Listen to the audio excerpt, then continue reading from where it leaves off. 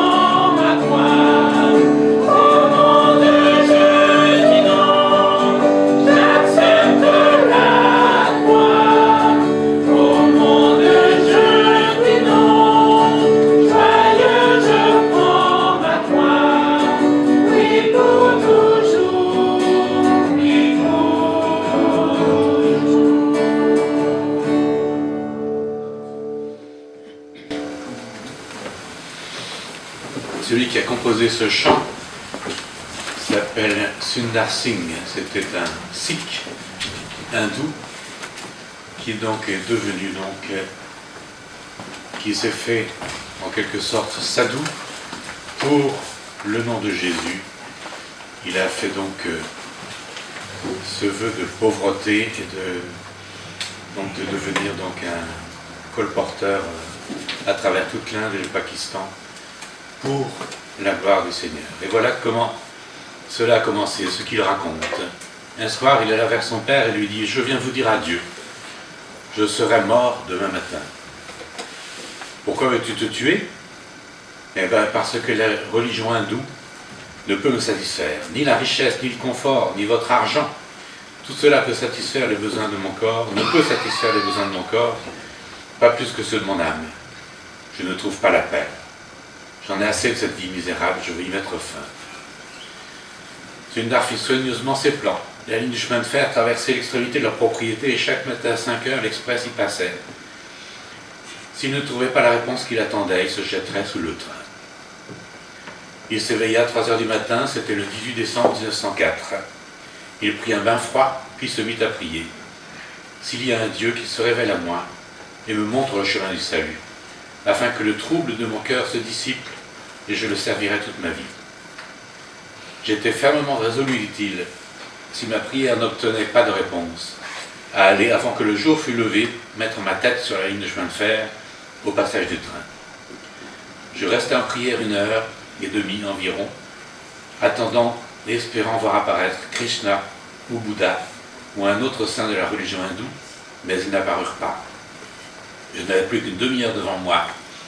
Je priais plus instamment encore, « Ô Dieu, si tu existes, révèle-toi à moi. » Et soudain, une grande lueur illumina ma chambre.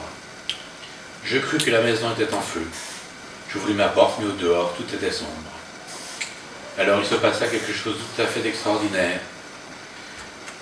La chambre fut emplie d'une merveilleuse lumière qui prit la forme d'un globe, et je vis un homme glorieux debout au centre de cette lumière. Ce n'était pas Bouddha ni Krishna, c'était le Christ. Durant toute l'éternité, je n'oublierai pas son visage glorieux, si plein d'amour, ni les quelques mots qu'il prononça. « Pourquoi me persécutes-tu? Je mourus pour toi. Pour toi j'ai donné ma vie. Je suis le sauveur du monde. »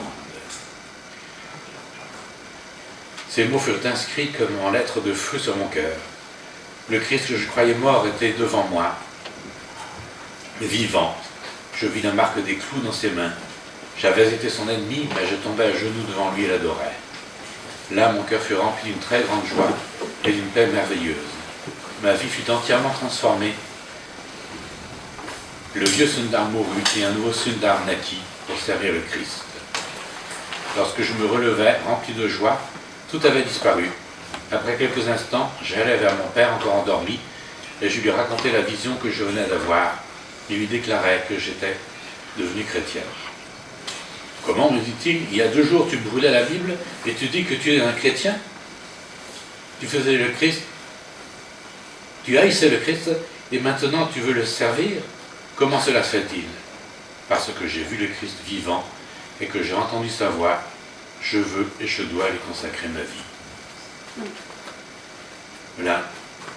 Un peu plus tard, donc, son oncle a essayé de faire revenir à lui en lui montrant tout ce qu'il pouvait lui offrir, ainsi que des lingots d'or qu'il était prêt à lui donner s'il renonçait.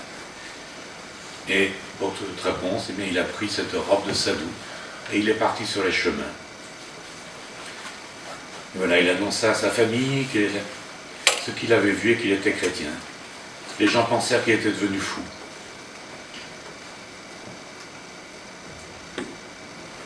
Il n'avait alors que 15 ans et il était bien seul. Personne pour le comprendre ou lui donner un conseil. Aucune sympathie autour de lui. Au contraire, son propre frère devint son pire ennemi et ses anciens amis le tourmentèrent. Voilà pourquoi donc, dans ce chant, ils disent que si mes amis s'en vont, qu'importe. Moi, j'irai. Il a vécu donc beaucoup d'expériences après. Il est intéressant de lire, je ne peux pas tout lire ici, mais il a vécu des expériences inoubliables avec le Seigneur, donc marchant toujours et étant donc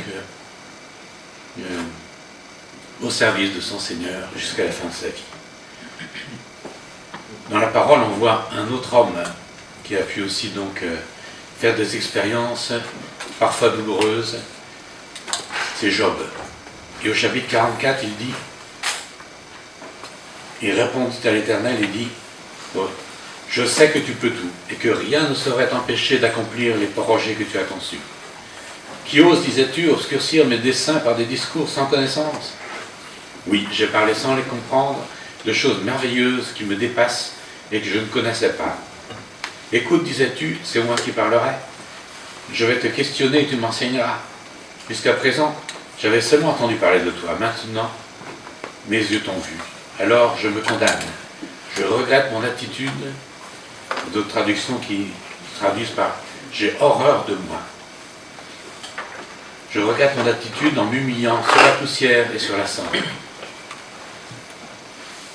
Un peu plus loin, verset 13. Puis, lorsque Job eut prié pour ses amis, l'Éternel le rétablit dans son ancienne condition. Il donna même à Job 2 fois autant de biens qu'il avait possédés. Tous les frères et sœurs de Job, toutes ses connaissances vinrent lui rendre visite. Ils prirent le repas avec lui dans la maison. Ils le consolèrent et lui témoignèrent toute leur compassion pour les malheurs que l'Éternel lui avait envoyés. Chacun d'entre eux lui donna une pièce d'argent et un anneau d'or. L'Éternel bénit le reste de la vie de Job plus que la première partie, si bien qu'il posséda 14 000 ovins et 6 000 chameaux, 1000 paires de bœufs et 1000 ânesses. Il eut aussi 7 fils et 3 filles. Voilà donc comment se termine l'histoire de Job, qui avait mis sa confiance en Dieu. En mon cœur, j'ai choisi de suivre Jésus-Christ. Et donc ce choix, eh bien, il ne l'a jamais regretté. On peut aussi lire l'expérience qu'a fait Jabez en 1 Chronique 4. Jabez n'était plus considéré que ses frères. Mais sa mère lui donna le nom de Jabez en disant « C'est parce que je t'ai enfanté avec douleur. » Mais j'abaisse un vocal d'Israël en disant, si tu me bénis et que tu étendes mes limites, si ta main est avec moi, et si tu me préserves du malheur, en sorte que je ne sois pas dans la souffrance. Et Dieu accorda ce qu'il avait demandé. Nous savons que Dieu écoute toujours ce que nous lui demandons. Et d'une manière ou d'une autre, eh bien, le but de notre Dieu, c'est de nous accorder le bonheur et la grâce, comme dit l'apôtre Paul dans sa lettre aux Corinthiens, chapitre 8 et au verset 28, « Toutes choses concourent pour le bien de ceux qui aiment Dieu ». Alors nous pouvons continuer en chantant ce merveilleux cantique. Oui, le bonheur et la grâce m'accompagneront tous les jours de ma vie.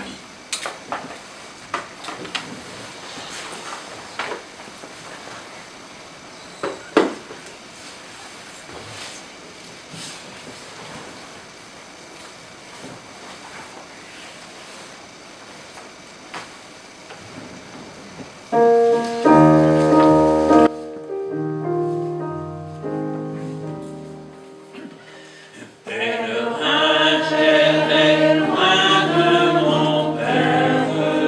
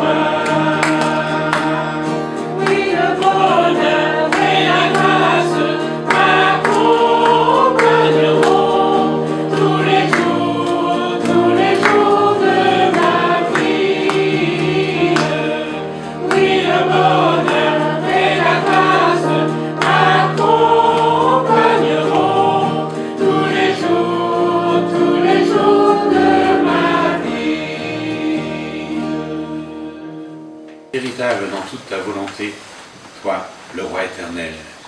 Qui sur la terre et dans le ciel est semblable à toi? Tu règnes sur tout l'univers, Dieu d'Israël.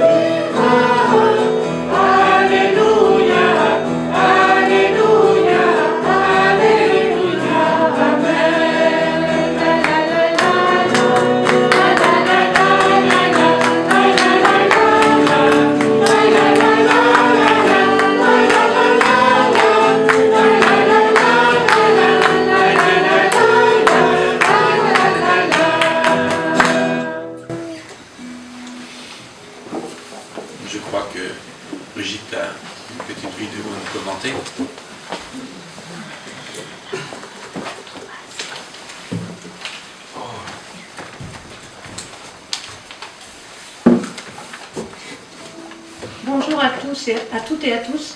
J'ai voulu vous présenter cet extrait magnifique du film The Tree of Life. Ce que vous allez voir parle de la création de l'univers. Et nous nous sentons infiniment petits devant cette immense splendeur. Le morceau de musique qui... Excusez-moi, j'ai un peu de mal à lire. Je n'ai pas mis mes lunettes parce qu'il a bullé en même temps. Le morceau de musique que l'auteur a choisi s'appelle Lacrimosa, ce qui signifie le jour des larmes. Ce peut être des larmes de joie en admirant cet univers merveilleux et bouleversant, mais il m'a parlé également du jour des larmes quand les jours de grâce seront éteints et que le jour du jugement viendra pour ceux qui ne sont pas sauvés. Car depuis la création du monde, les perfections invisibles de Dieu, sa puissance éternelle et sa divinité se voient dans ses œuvres. Éternel, ramène nos captifs comme les ruisseaux dans le Midi. Ceux qui sèment avec larmes moissonnent avec chant d'allégresse.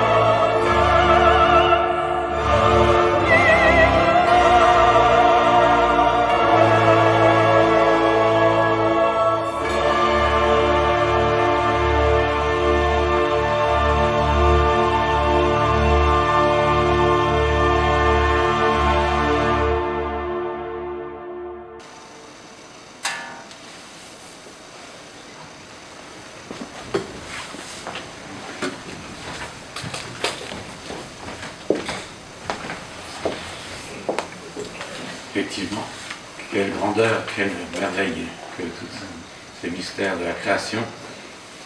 Je crois qu'après ça, on peut reprendre notre chant. Je propose de reprendre le chant que nous voulons prendre, grande et merveilleuse.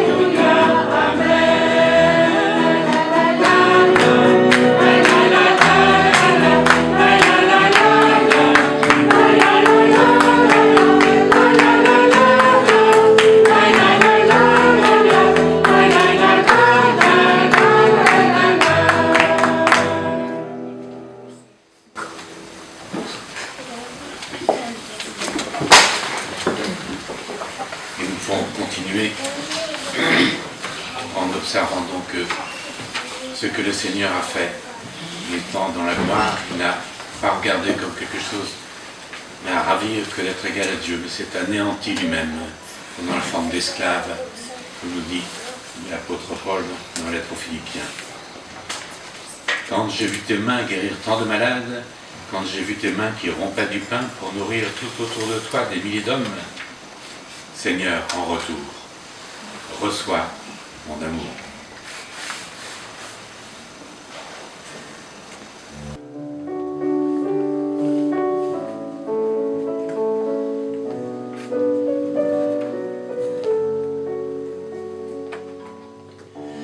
Quand j'ai vu tes mains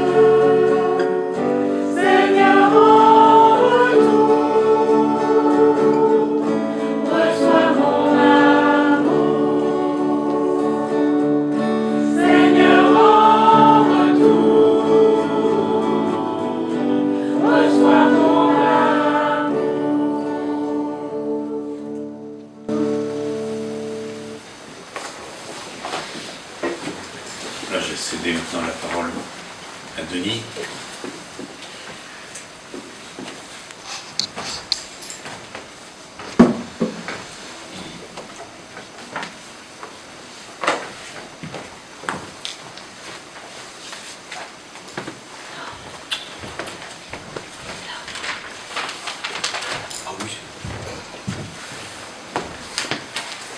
C'est bien, c'est la multiplicité des micros. Et je crois que apparemment il y a un petit problème. Il n'a pas été activé ce micro. Sinon je monte le ton, hein, c'est possible aussi. 1, 2, 1, 2. Est-ce que c'est bon? 1, 2, 3. Bah, éventuellement, oui. Appuie sur tous les boutons, peut-être que ça va finir par marcher. 1, 2, 1, 2. Est-ce que tout est branché? Voilà. C'est les effets du direct, hein. Comme toujours. Numéro 3. 1, 2, 3. Ouais, 3 peut-être. Ah ouais, c'est le 8. 3 ou 8, on est pas sûr. Allô? Il y a quelqu'un au bout du fil?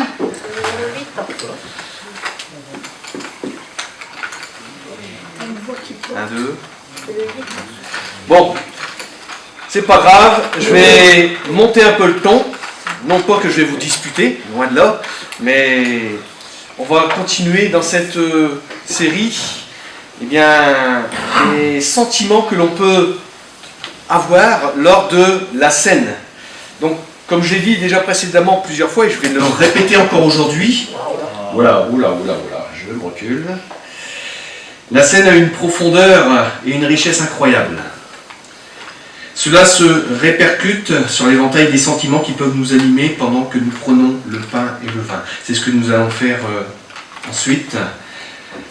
On a vu que en ce moment-là, on peut être dans la reconnaissance, on peut être dans l'assurance, aussi dans la dépendance, dans l'espérance, aussi la tristesse, la joie. Et le dernier point sur lequel je voulais partager avec vous aujourd'hui, c'est l'amour. On peut dire que c'est, entre guillemets, la cerise sur le gâteau, parce que l'amour est la base, on va dire, de la création de Dieu, parce que quand on lit déjà les premiers versets dans la Genèse, Dieu a aimé sa création. Il aime aussi sa créature, mais il a aussi aimé sa création. Et en prenant le pain et le vin, nous affirmons l'amour de Christ pour nous. Qui peut dire ce matin, Christ ne m'aime pas?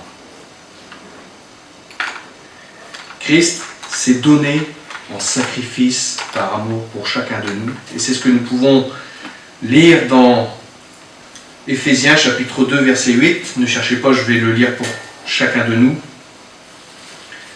Car c'est par la grâce que vous êtes sauvés par le moyen de la foi. Cela ne vient pas de vous, c'est un don de Dieu. L'amour nous a été donné. Deuxièmement, nous pouvons affirmer au travers de ce pain et ce vin, quand nous le prenons, eh bien, nous affirmons notre amour pour Dieu. Là, je vais prendre un autre texte en 1 Jean chapitre 4 verset 19. Quant à nous, nous aimons parce que Dieu nous a aimés le premier. Dieu nous a aimés le premier. Et troisièmement, notre amour pour les frères, c'est quelque chose aussi, quand nous prenons le pain et le vin, eh bien, nous pouvons affirmer.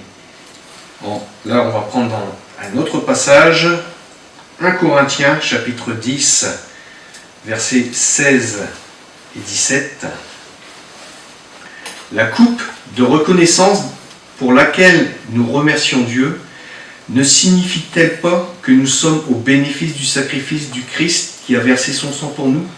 Et le pain que nous rompons ne signifie-t-il pas que nous sommes au bénéfice du corps de Christ offert pour nous? Comme il n'y a qu'un seul pain, nous tous, malgré notre grand nombre, nous ne formons qu'un seul corps, puisque nous partageons entre tous ce pain unique. Nous formons un corps spirituel qui est l'Église, l'épouse de Christ. Et ce n'est pas, comme on peut le dire ce matin, ce n'est pas par nos attributs que nous pouvons dire « je fais partie de l'Église ». Ce n'est pas parce que j'ai gravi des montagnes, que j'ai traversé l'Atlantique à la nage, ou que sais-je encore. Non. Tout cela, ce n'est qu'une pure grâce de la part de Dieu, que Dieu nous ait appelés les uns les autres, tous tellement différents, mais tous aimés de la même manière en Jésus-Christ à la croix du Calvaire. Donc en prenant la scène, nous manifestons notre communion fraternelle. En même temps, nous démontrons notre amour pour Dieu et pour nos frères et pour nos sœurs. Est-ce que vous êtes d'accord avec cela ce matin? Est-ce que vous voulez dire, Seigneur, en prenant ce pain, ce vin, je veux, c'est vrai, proclamer mon amour pour toi, mais aussi, eh bien, pour les frères et sœurs avec lesquels je vais passer l'éternité. Rendez-vous compte? Vous allez dire me supporter. C'est dingue. Mais non, je serai encore transformé. Je serai encore changé, transformé de gloire en gloire, comme nous le dit le Seigneur.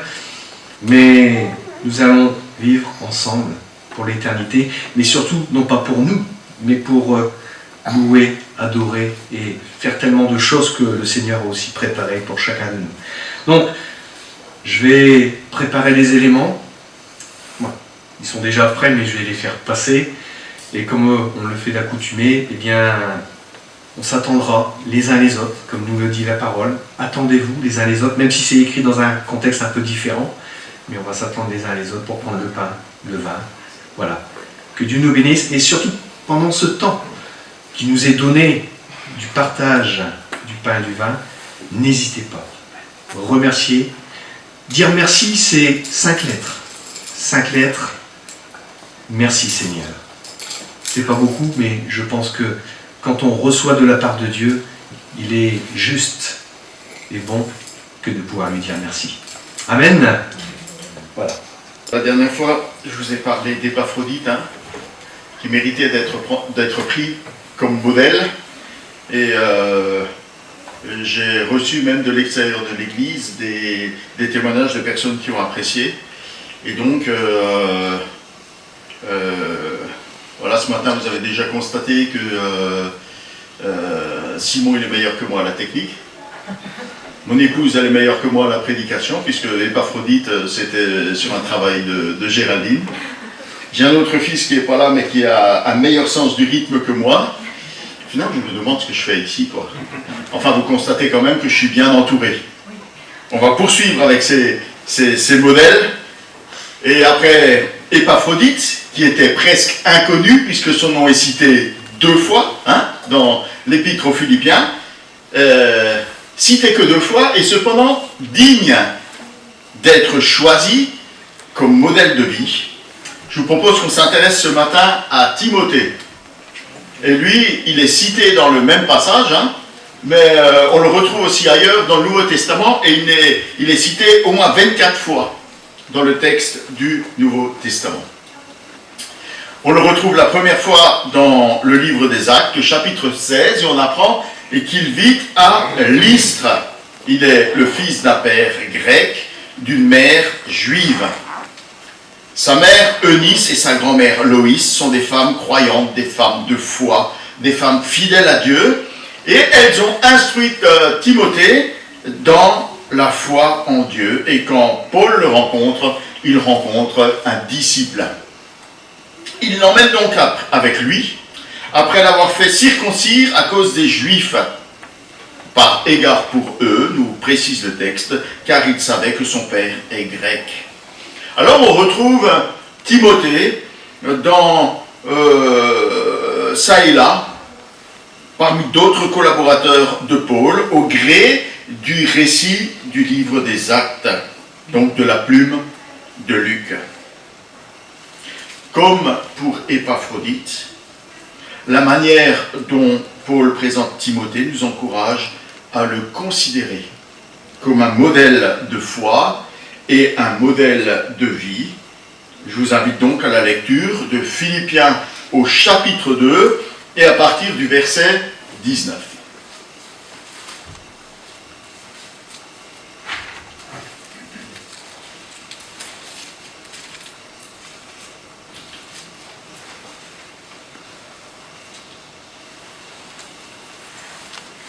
Et il écrit à ses frères et sœurs de Philippe, « J'espère en comptant sur le Seigneur Jésus vous envoyer bientôt Timothée pour être moi-même encouragé par les nouvelles qu'il me donnera de vous. Il n'y a personne ici en dehors de lui pour partager mes sentiments et se soucier sincèrement de ce qui vous concerne. Car tous ne s'intéressent qu'à leurs propres affaires et non à la cause de Jésus-Christ. Mais vous savez que Timothée a fait ses preuves. Comme un enfant, aux côtés de son père, il s'est consacré avec moi au service de l'Évangile. C'est donc lui que j'espère pouvoir vous envoyer dès que je verrai quelle tournure prennent les événements pour moi. » Je m'arrête là. Paul est particulièrement affectueux et particulièrement élogieux au sujet de Timothée. Timothée occupe une position très particulière dans le travail, mais aussi et surtout dans le cœur de l'apôtre Paul. Il considère son service pour l'Évangile à ses côtés comme celui d'un enfant auprès de son père. Ailleurs, quand il lui écrit dans les lettres qui portent le nom de Timothée, première à Timothée, seconde à Timothée, il l'appelle « mon enfant dans la foi ». Et quand il poursuit dans l'épître, il l'appelle « mon enfant ». Et au début de la deuxième épître, il l'appelle très affectueusement « mon enfant bien-aimé, mon cher enfant ». On pourrait croire, puisque Paul s'appuie sur cet homme, sur Timothée, que c'est un de ces jeunes loups, plein de ressources, avide de réussite, qui a trouvé sa voie dans la cause naissante de l'Évangile.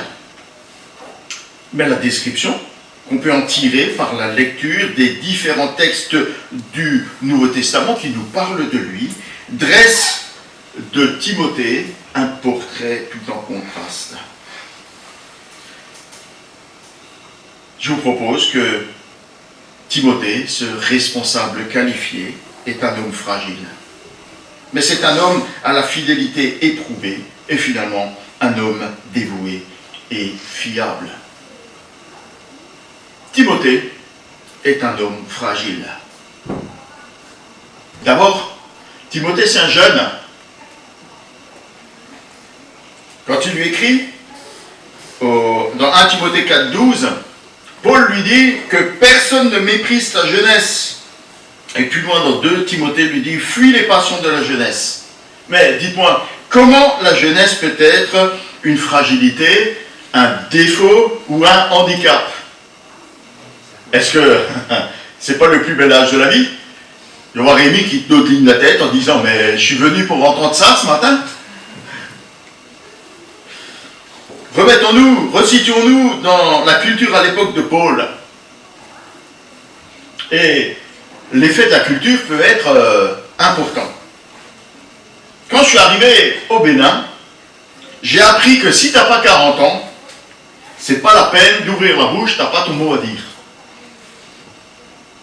Tu gardes le silence devant les vieux. Et vieux, c'est pas un gros mot au Bénin, c'est un titre honorifique. Il concerne celui qui a les cheveux gris, qui a les cheveux blancs.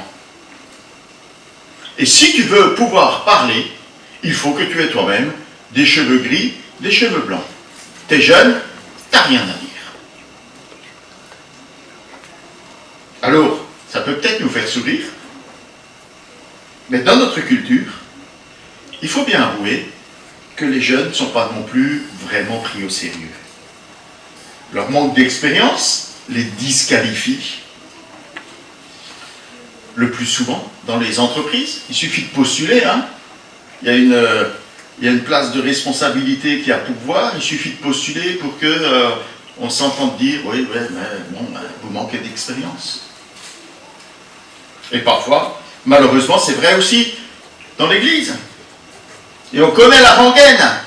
Les jeunes sont des incapables, on ne peut pas compter sur eux. Être jeune, le plus souvent, c'est une fragilité, c'est un handicap.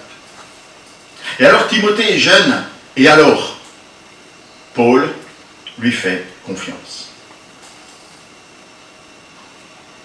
Deuxième fragilité, Timothée est craintif, Timothée est un timide. Quand Paul écrit aux Corinthiens, il leur dit « Je vous envoie Timothée, veillez à ce qu'il soit sans crainte au milieu de vous. » Timothée, il faut le pousser en avant. Ce n'est pas le garçon qui s'impose. Est-ce qu'il est de ceux qui ont tendance à rester en retrait? De ceux qui préfèrent rester vissés sur leur chaise, quitte à renoncer à leur appel, à leur service, à leur responsabilité?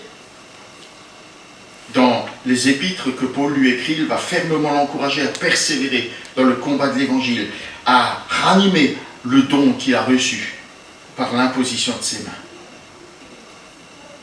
Quand j'étais jeune chrétien, j'étais moi aussi comme ça, craintif et timide. Je garde toujours ce fond craintif et timide. Hein.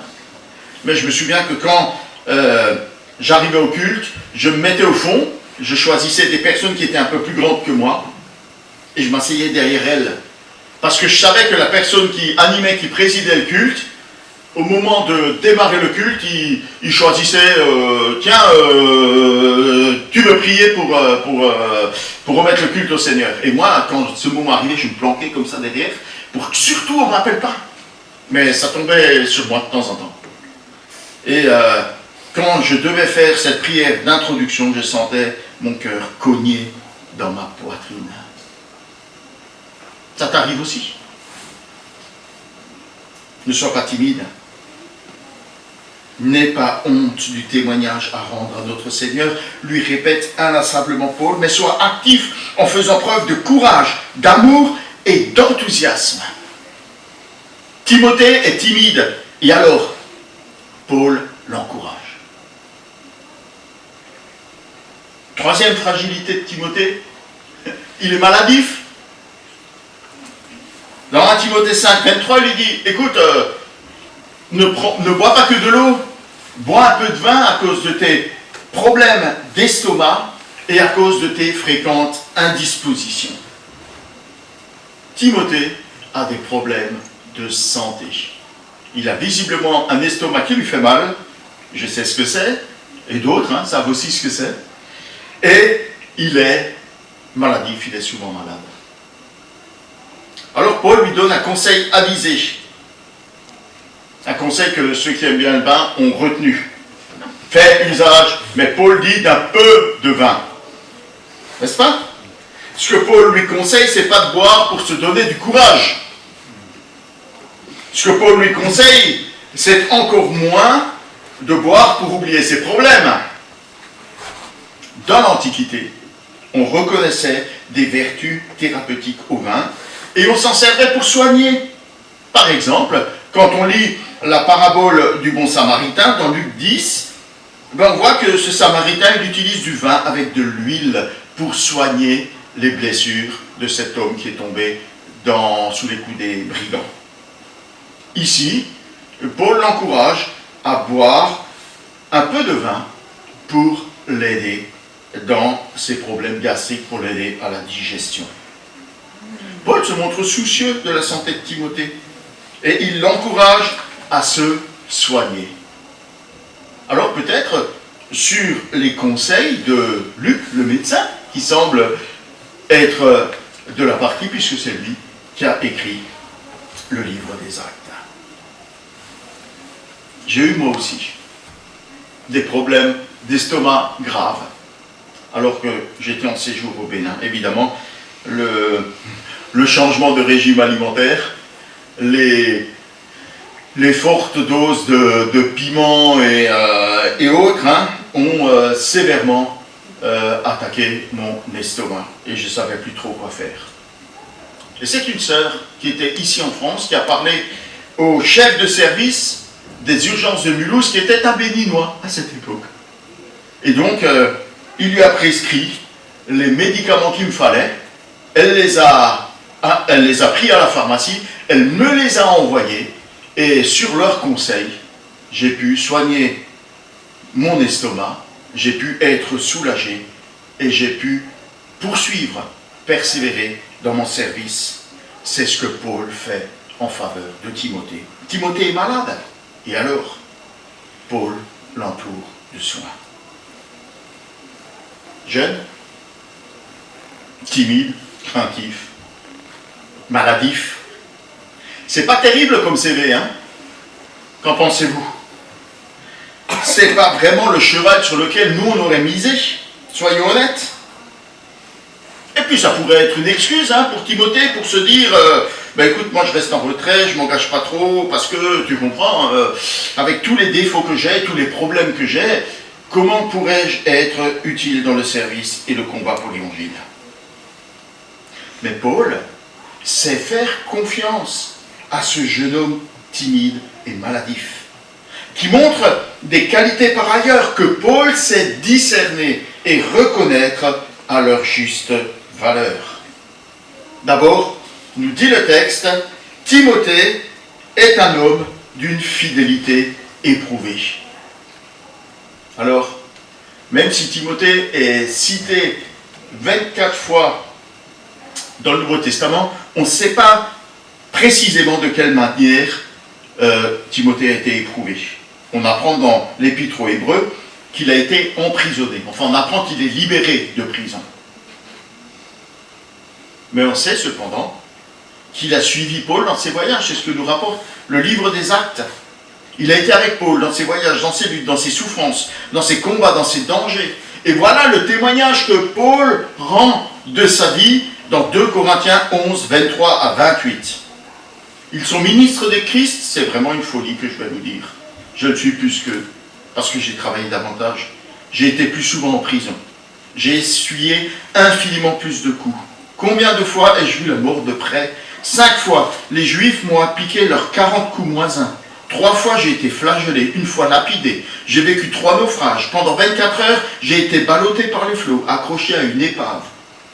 Que de voyages j'ai entrepris. J'étais en danger au passage des fleuves, en danger dans les régions infestées de brigands, en danger de la part des Juifs, en danger de la part des païens, en danger dans les villes, en danger dans les contrées désertes, en danger de la part des faux chrétiens. Tout cela au milieu des travaux et des peines, des fatigues, des nuits blanches, de la faim, de la soif, des jeûnes, du froid et du dénuement. Sans compter tout le reste, en particulier cette préoccupation sous laquelle je ploie chaque jour, le souci que me donnent toutes les églises. Qui d'entre nous aurait accepté ces conditions de vie?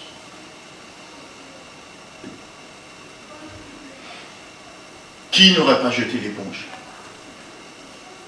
Timothée l'a fait. Il a été persévérant. Et Paul nous dit, comme un enfant auprès de son père. Timothée a accompagné Paul dans toutes ses turpitudes, dans toutes ses difficultés, dans toutes ses épreuves, dans toutes ses souffrances, ou en tout cas dans une partie d'entre elles. Quand il rédige cet épître aux Philippiens, Paul est en prison et Timothée est toujours à ses côtés. Aux yeux de Paul, ça le qualifie. Et d'ailleurs, il n'hésite pas, dans la 2e épître à Timothée, à l'encourager à persévérer dans cette fidélité dont il a fait preuve. Alors en quoi est-ce nécessaire que la fidélité soit éprouvée? Alors là maintenant je vais entreprendre une partie, je parle sous le contrôle de Paul. Quand on construit un pont, on fait appel à un architecte, il fait des plans.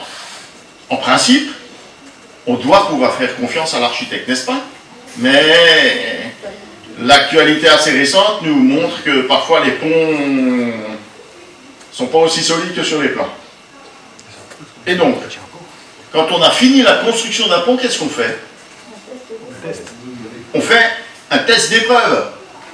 On vérifie que le pont est bien aussi solide que ce qu'assure l'architecte. Et donc on fait venir un certain nombre de camions de poids lourds et on les met sur le pont et on vérifie que le pont peut bien supporter la charge qui lui est imposée par le cahier des charges. Et quand il fait preuve qu'il répond bien aux exigences du trafic routier ou ferré pour lequel il a été construit, s'il peut supporter ça, alors on le met en service. Et c'est ce qui s'est passé avec Timothée. Il a montré qu'il était capable. Dans l'épreuve, il a montré sa fidélité. Il a montré qu'il était capable de faire ce pourquoi il était appelé. Il a démontré, l'épreuve a démontré la fidélité de Timothée. Et c'est cette fidélité qui le qualifie pour les responsabilités qui lui sont confiées par Paul, malgré sa jeunesse, malgré sa timidité, malgré sa santé fragile. Ne sois pas étonné de traverser l'épreuve dans ta vie. Cette épreuve, elle est nécessaire parce qu'elle est le révélateur de ta fidélité dans ton amour pour Dieu. Cette épreuve est révélatrice de ton engagement à son service. Dieu ne te demande pas de faire des prouesses dont tu es incapable. Il ne se fie pas à ta force.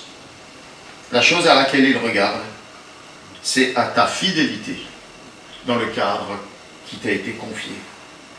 C'est la fidélité qui qualifie pour les responsabilités dans le service du Seigneur. Timothée, malgré ses faiblesses, a démontré sa fidélité par l'épreuve. Et il devient un homme dévoué et fiable. Je n'ai personne qui prenne à cœur votre situation. Timothée n'est pas conduit par des sentiments égoïstes. Il n'est pas motivé par ses propres affaires. Il n'est pas centralisé sur son propre clocher. Il n'est pas non plus préoccupé par les affaires du monde comme Démas, qui a abandonné l'apôtre, 2 Timothée 4,10, ou Hyménée et Alexandre qui ont abandonné la foi, 1 Timothée 1,20.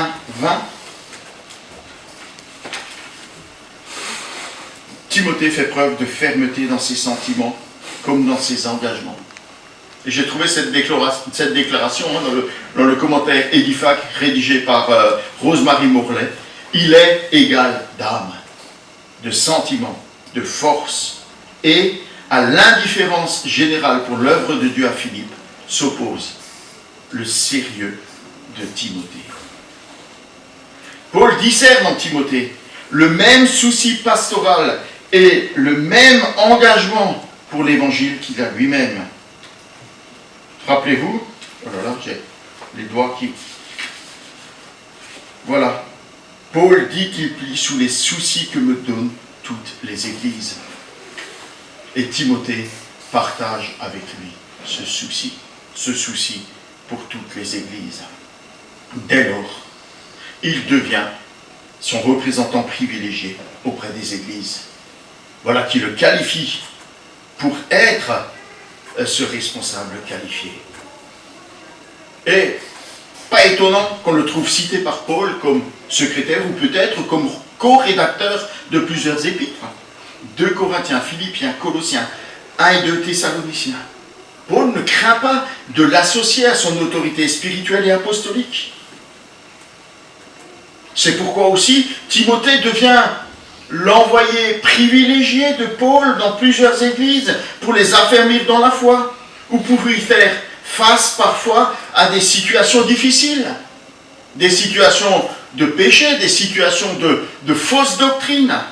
Et c'est pourquoi Paul ne craint pas de l'envoyer dans des églises aussi difficiles que celle de Corinthe.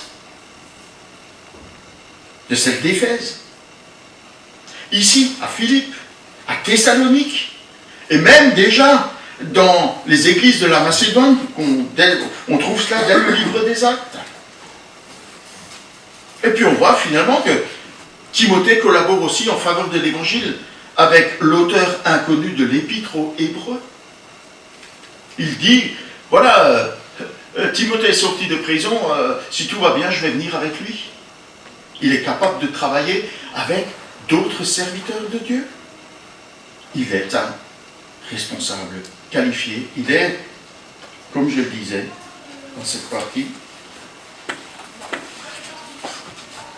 dévoué et fiable.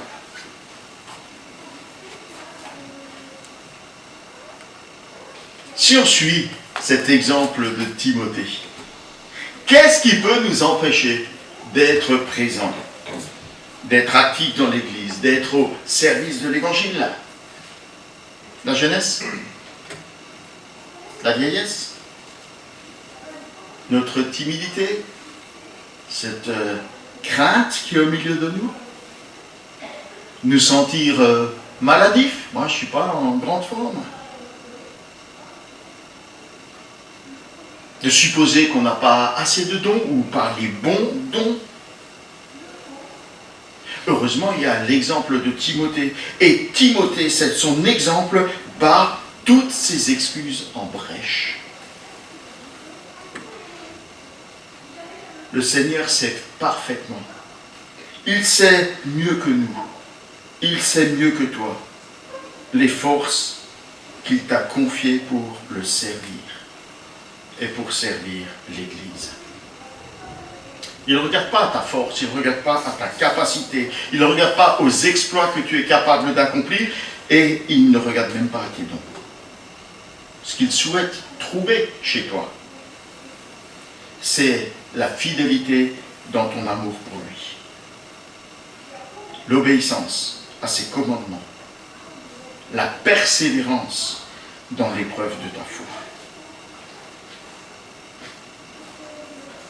Alors fort heureusement, en parcourant l'église du regard, je suis très heureux de constater que ces exemples de fidélité et de persévérance, nous les trouvons aussi au milieu de nous, dans notre Église. Des frères et des sœurs qui surmontent leur crainte, leur timidité, qui surmontent leur maladie, qui surmontent leur souffrance, qui surmontent la vieillesse, ou la jeunesse. Ça me fait toujours plaisir de voir Mathis, pas parce que c'est mon fils, mais parce que c'est un tout jeune qui, voilà, il sait faire peu de choses, il a le sens du rythme, il est d'accord de venir taper sur son carreau.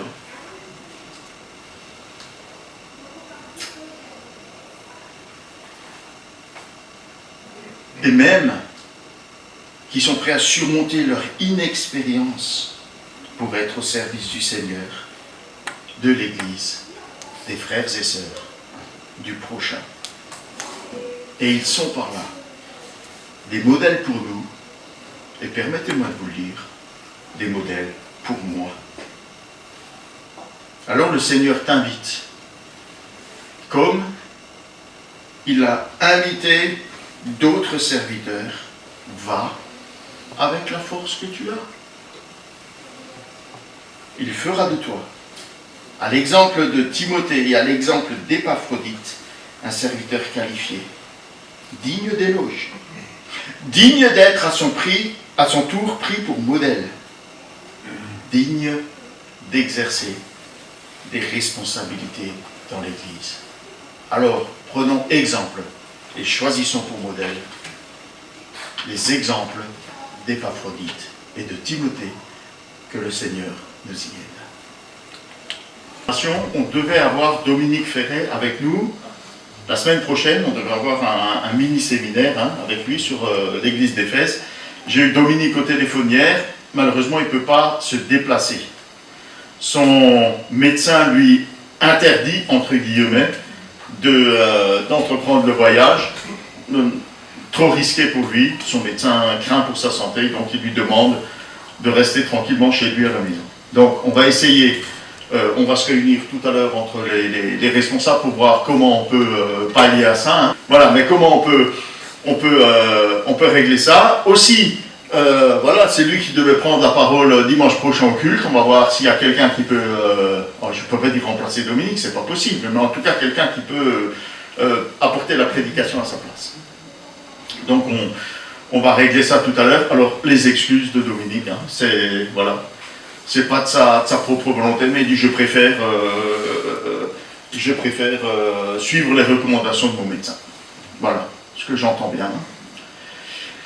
On a aussi eu un CA hier où on a, suite au dimanche spécial du sel, on s'était posé la question avec Léo, on fait une offrande, on fait pas, mais on veut quand même faire un don au sel. Et on va donc mettre la désormais bien connue petite boîte rouge au fond. Ceux qui voudront y déposer quelque chose, on va la mettre, je vais la prendre, on va la mettre, et puis elle va rester là dimanche prochain, le dimanche d'après encore, ceux qui veulent participer, et l'église complétera pour faire un don au sel, pour le projet qui est proposé par le sel cette année, mais aussi pour apporter un secours suite à la catastrophe de Beyrouth. C'est un petit peu oublié déjà dans nos mémoires, mais croyez-moi, ceux qui vivent sur place, ils n'ont pas oublié encore ce qui leur est arrivé. Donc, on va mettre cette boîte, que chacun se sente libre, hein, comme le Seigneur lui met à cœur, librement, avec joie. Déposez-y le ou les billets que vous avez à cœur. Donc de terminer ce culte par ce chant qui, encore une fois, tourne nos cœurs vers le Seigneur et tout ce qu'il a fait et toute sa puissance. Dieu Tout-Puissant, quand mon cœur considère tout l'univers créé par ton pouvoir, alors de mon cœur s'élève un chant. Dieu Tout-Puissant, que tu es bon.